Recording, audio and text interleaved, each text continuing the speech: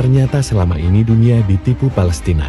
Israel adalah negara yang dizolimi oleh dunia karena negara Palestina lah yang menjadi teroris sesungguhnya. Palestina memiliki kelompok teroris Islam, Hamas yang membunuh dan mengambil hak kebebasan warga Israel sebagai Yahudi. Palestina dengan Islam ekstremis dan kebiadaban Hamas dengan warga Israel hingga ingin membumi hanguskan Israel dari peta dunia. כוחות חמאס פלשו הבוקר לשטח ישראל בבוקרו של יום חג, שבת, ורצחו אזרחים תמימים, ילדים וקשישים. החמאס פתח במלחמה אכזרית ומרושעת. אנחנו ננצח במלחמה הזאת, אבל המחיר כבד מנשוא. זהו יום קשה ביותר לכולנו. חמאס רוצה לרצוח את כולנו.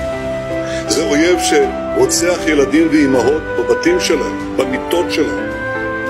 אויב שחוטף קשישים, ילדים, נערות.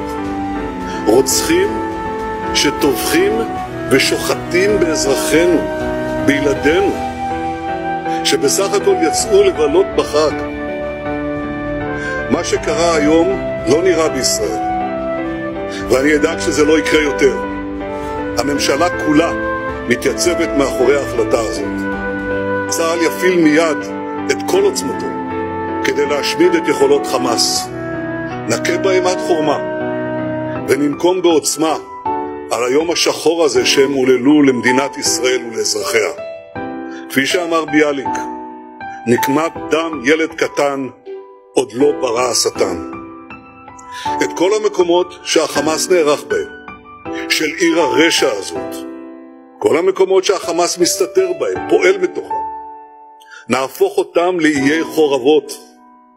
אני אומר לתושבי עזה, צאו משם עכשיו, כי אנחנו נפעל בכל מקום ובכל העוצמה.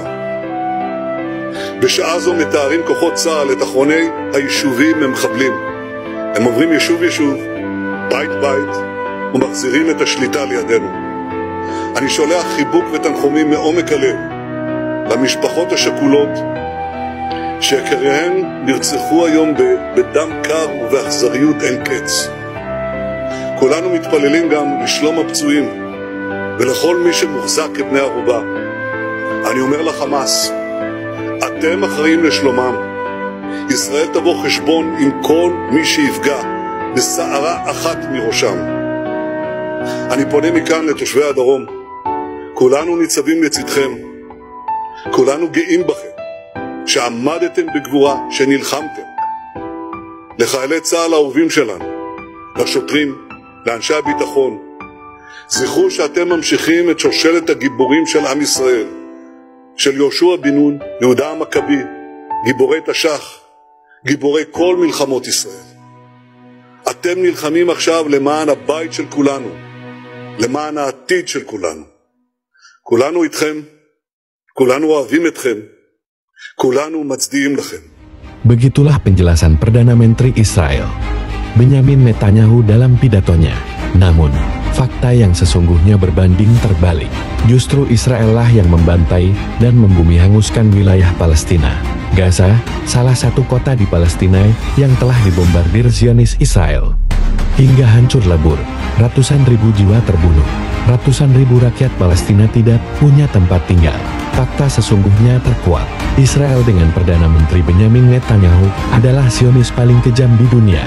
Mereka bukan hanya merebut wilayah Palestina, tetapi juga menghancurkan dan membunuh penduduk Gaza dengan keji. Roket dan tank Israel telah memusnahkan kota Gaza yang dahulu tentram dan damai. Kelaparan dan kesengsaraan bertahun-tahun harus dialami rakyat Palestina akibat kekejaman Zionis Israel. Melihat keadaan ini, berbagai negara mengecam keras Israel, sehingga membuat dukungan terus berdatangan. Bahkan negara Iran, Yaman, terlibat langsung peperangan untuk menghentikan kekejaman Zionis terhadap Palestina. Tidak terlepas dengan Indonesia yang mendukung penuh kebebasan Palestina. Meski tidak terlibat langsung peperangan dengan Israel, Indonesia mendukung dengan mengirimkan bantuan logistik ke Palestina. Pemerintah Indonesia mengirimkan bantuan logistik ke Palestina sebagai bentuk dukungan untuk kebebasan Palestina.